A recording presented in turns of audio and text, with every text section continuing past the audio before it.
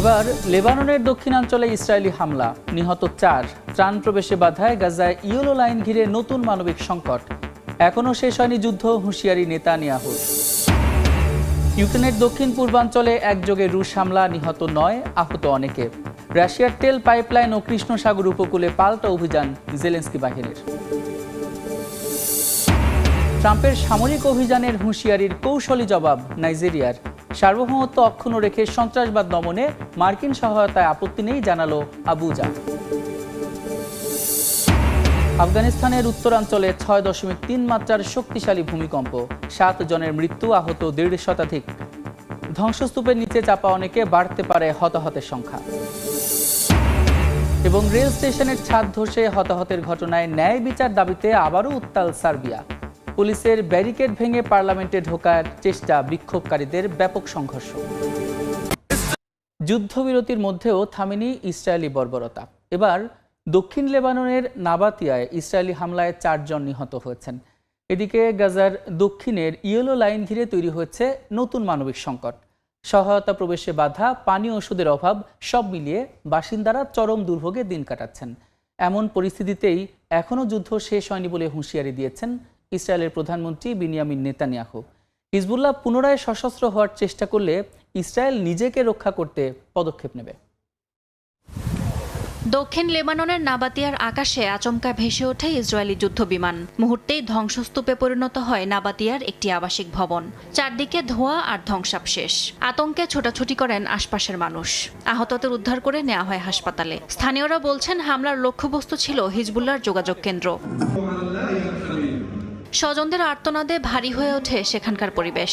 হামলায় নিহতদের জানাজা অনুষ্ঠিত হয় শহরের প্রধান মসজিদ প্রাঙ্গণে। জানাজায় অংশ নেন হিজবুল্লাহর রাজনৈতিক শাখার প্রতিনিধিরাও। ইসরায়েল যুদ্ধবিরতির শর্ত ভেঙে বেসামরিক স্থাপনায় হামলা চালিয়েছে বলে অভিযোগ তাদের।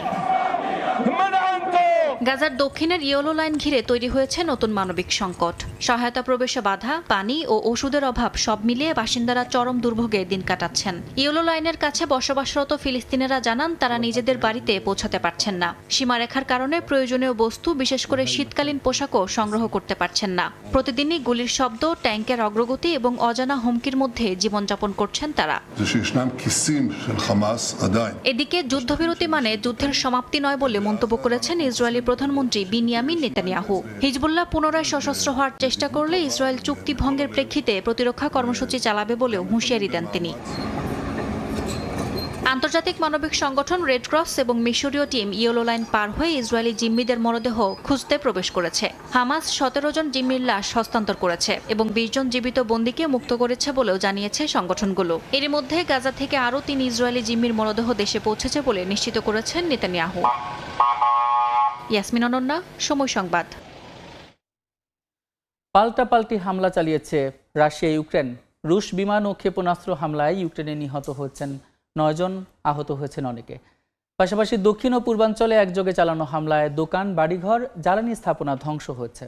পাল্টা প্রতিক্রিয়ায় রাশিয়ার তেল পাইপলাইন ও কৃষ্ণ সাগর উপকূলে হামলা চালিয়েছে ইউক্রেন।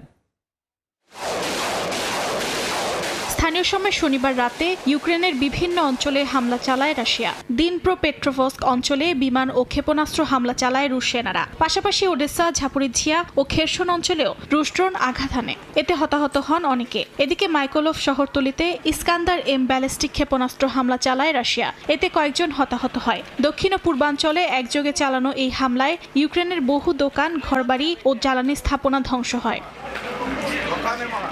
ইউক্রেনের ওপর রাশিয়ার এসব হামলায় বিদ্যুৎ বিচ্ছিন্ন প্রায় 60,000 বাসিন্দা। কর্তৃপক্ষ জানায়, নিরাপত্তা পরিস্থিতি স্বাভাবিক হলেই মেরামত কাজ শুরু হবে। দেশটির জাতীয় বিদ্যুৎ সংস্থা ইউক্রেনার্গো জানায়, জ্বালানি স্থাপনায় ব্যাপক ড্রোন ও ক্ষেপণাস্ত্র হামলার কারণে পুরো দেশেই লোডশেডিং হচ্ছে। এদিকে রুশ হামলার জবাবে পাল্টা অভিযান চালায় ইউক্রেনও। এদিন রাশিয়ার তেল পাইপলাইন ও কৃষ্ণ সাগর উপকূলে হামলা চালায় ইউক্রেনের সেনারা। দেশটির সামরিক গোয়েন্দা বিভাগের দাবি, মস্কোর রামেন্সকি জেলায় 400 কিলোমিটার দীর্ঘ পাইপলাইনের 3টি জ্বালানি লাইন ধ্বংস হয়েছে। এ বিষয়ে এখনো কোনো মন্তব্য করেনি রুশ কর্তৃপক্ষ। তবে কৃষ্ণ সাগর ও ক্রিমিয়ার আকাশে 164টি ইউক্রেনীয় ড্রোন প্রতিহত করা হয়েছে বলে জানায় রুশ প্রতিরক্ষা মন্ত্রণালয়। দেখছেন আন্তর্জাতিক সময়। প্রবাসে বিএনপির প্রাথমিক সদস্য ফর্ম নবায়ন এবং নতুন সদস্য সংগ্রহ কার্যক্রম উপলক্ষে দলের ভারপ্রাপ্ত চেয়ারম্যান তারেক রহমানের নির্দেশনা পেয়ে উজ্জীবিত আমিরাত বিএনপির নেতাকর্মীরা। তারা বলেন, ভারপ্রাপ্ত চেয়ারম্যানের বক্তব্য আগামী নির্বাচনে প্রবাসী নেতাকর্মীদের অংশগ্রহণে নতুন মাত্রা যোগ করবে। শিবলি আল সাদিকের রিপোর্ট।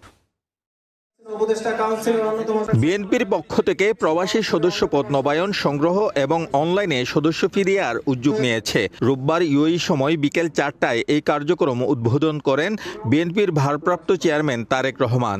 ভার্চুয়ালি যুক্ত হয়ে প্রবাসীদের উদ্দেশ্যে দেয়া বক্তব্যে তারেক রহমান বলেন, নির্বাচন সামনে রেখে দলকে শক্তিশালী করতে প্রবাসী নেতাকর্মীদের ঐক্যবদ্ধ হতে হবে। যার যার অবস্থান থেকে অত্যন্ত সোচ্চার ভূমিকা রেখেছেন।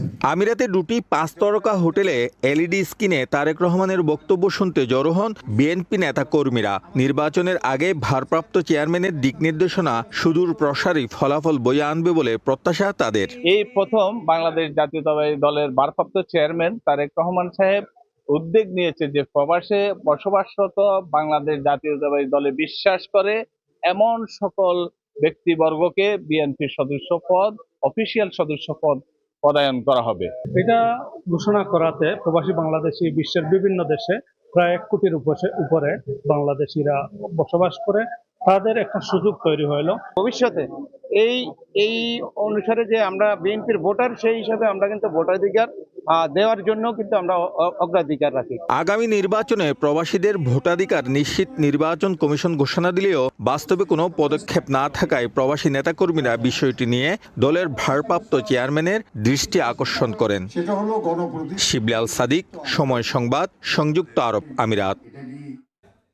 মালদ্বীপেও বিএনপির সদস্যপদ নবায়ন ও নতুন সদস্য সংগ্রহের অনলাইন পেমেন্ট গেটওয়ে উদ্বোধন করেছেন দলের ভারপ্রাপ্ত চেয়ারম্যান তারেক রহমান। স্থানীয় সময়ে রোববার সন্ধ্যায় মালদ্বীপ শাখার আয়োজনে রাজধানীর মালেরসি বিল্ডিংয়ের হল রুমে আয়োজিত অনুষ্ঠানে ভার্চুয়ালি যুক্ত হন তারেক রহমান। অনুষ্ঠানের শুরুতে প্রদর্শিত ভিডিও চিত্রে অনলাইনে বিএনপির প্রাথমিক সদস্যপদ গ্রহণ ও ফি পরিশোধের প্রক্রিয়া তুলে ধরা হয়। প্রধান অতিথির বক্তব্যে তারেক রহমান প্রবাসীদের জন্য ভোটাধিকারের সুযোগ সৃষ্টিতে নির্বাচন কমিশনকে ধন্যবাদ জানান। বলেন, জনগণের রায়ে বিএনপি ক্ষমতায় গেলে প্রবাসী বাংলাদেশিদের ভোট প্রক্রিয়া আরও সহজ করতে কার্যকর পদক্ষেপ নেওয়া হবে। বিশ্বের সবচেয়ে স্বাস্থ্য সচেতন দেশগুলোর মধ্যে অন্যতম দক্ষিণ কোরিয়া। নিয়মিত ব্যায়াম ও জগিংয়ের অভ্যাস বদলে দিয়েছে তাদের জীবনধারা। ব্যস্ত নগর জীবন, দীর্ঘ কর্মঘণ্টার মাঝেও কোরীয়রা প্রতিদিন সকালে কিংবা বিকেলে শরীরচর্চা করেন। বিশ্লেষকদের মত, এই স্বাস্থ্য সচেতনতা সংস্কৃতি কোরিয়ান সমাজে এনে দিয়েছে ইতিবাচক পরিবর্তন। ব্যায়ামের মাধ্যমে শুধু শারীরিক সক্ষমতা নয়, মানসিক স্থিতিও বাড়ছে, যা দেশের সামগ্রিক উৎপাদনশীলতাকে প্রভাবিত করছে। দক্ষিণ কোরিয়া থেকে মোহাম্মদ হানিফের রিপোর্ট। দক্ষিণ কোরিয়ার প্রতিটি শহরেই